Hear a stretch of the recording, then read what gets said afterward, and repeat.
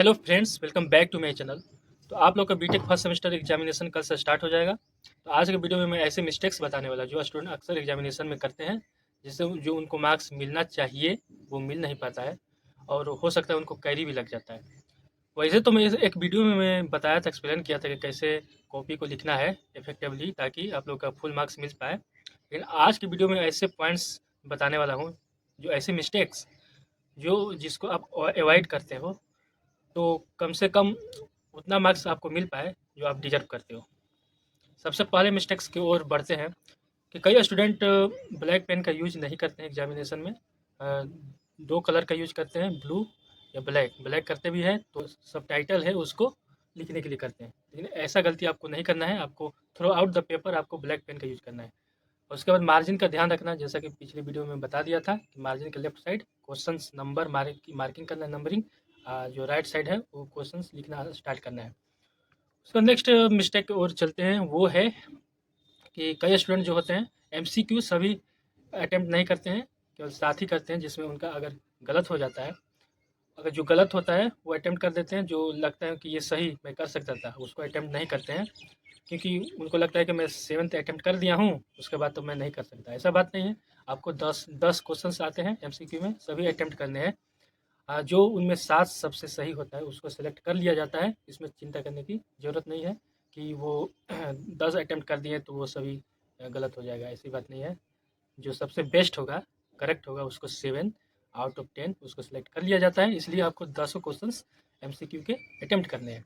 अगर एमसीक्यू की जगह थ्योरी आता है लिखने के लिए, कभी कभी आ जाता है 2 नंबर में, तो एक जो क्वेश्चंस होते हैं, अगर ये पेज आप देख रहे हो तो एक पूरा पेज जो अगर लिखते हो तो वो 2 नंबर का, या फुल पेज से थोड़ा सा कम अगर लिखते हो, हाफ पेज से थोड़ा ज़्यादा, वो 2 नंबर के लिए एफिशिएंट है, सफिशिएंट है। नेक्स्ट मिस्टेक की ओर चलते हैं, वो है कि जो सब्जेक्टिव क्वेश्चंस होते हैं उसके जो 2 पार्ट आते हैं 7 मार्क्स के, वो सेकंड पार्ट जो कोई स्टूडेंट होता है वो स्किप कर देता है और वो दूसरे क्वेश्चंस का सेकंड पार्ट अटेम्प्ट करता है। जो उसको आता है उसको लगता है कि इसका एक पार्ट मैं अटेम्प्ट कर लूँगा और किसी दूसरे क्वेश्चंस का दूसरा पार्ट अटेम्प्ट कर लूँगा, तो दोनों मिला के मेरा 14 मार्क्स का क्वेश्चंस बन गया। ऐसी गलती मत करना, क्योंकि जैसे ही किसी क्वेश्चंस में तुम हाथ डालते हो उसका दोनों, जैसा कि पिछले वीडियो में बताया था कि दोनों क्वेश्चंस अटेम्प्ट करना जरूरी है, दोनों पार्ट।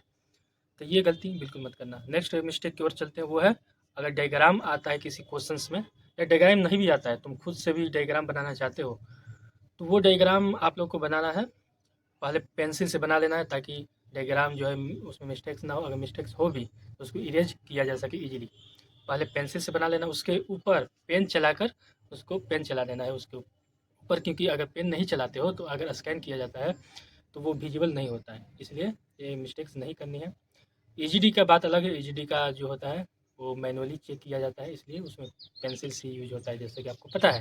लेकिन जैसे ही थ्योरी पेपर के कोई डायग्राम बनाते हो तो उसमें पहले पेंसिल का यूज करना है ताकि वो परफेक्टली बन पाए, उसके बाद उसके ऊपर पेन चलाना है।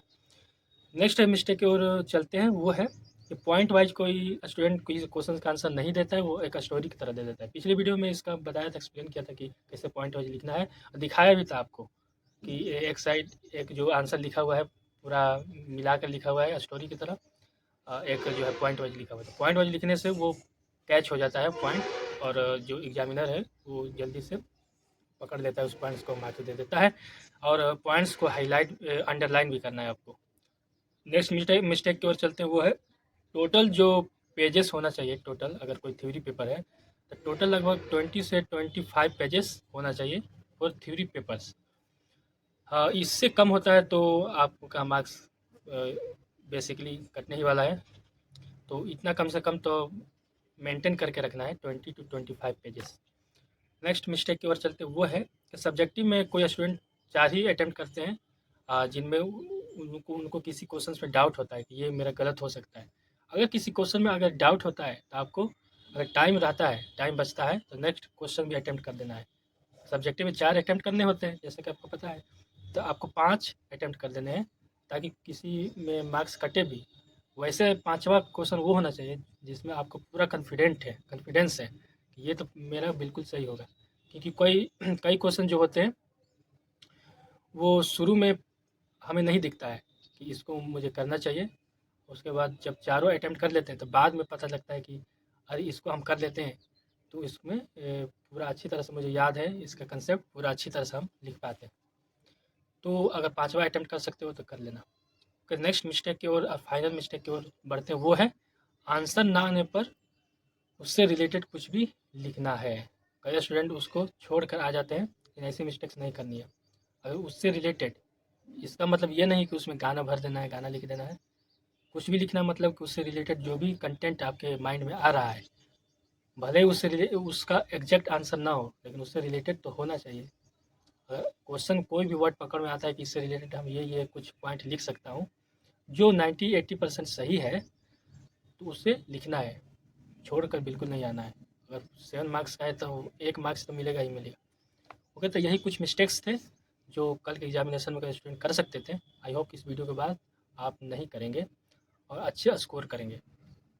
तो best of luck for the examination first semester 2025। मिलते हैं नेक्स्ट वीडियो में। Thanks for watching. जय हिंद।